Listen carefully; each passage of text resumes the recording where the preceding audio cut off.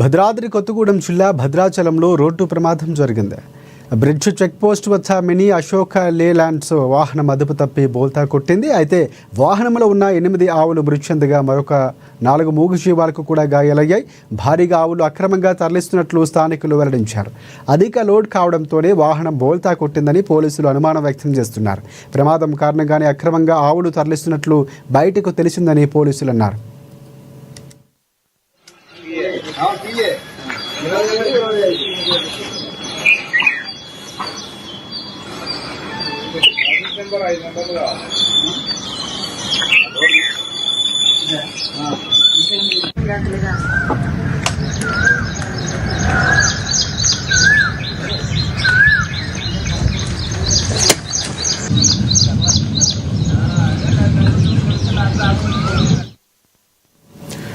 మల్కాజ్గిరిలో ఉన్న సమస్యలు దశల వారీగా పరిష్కరించేందుకు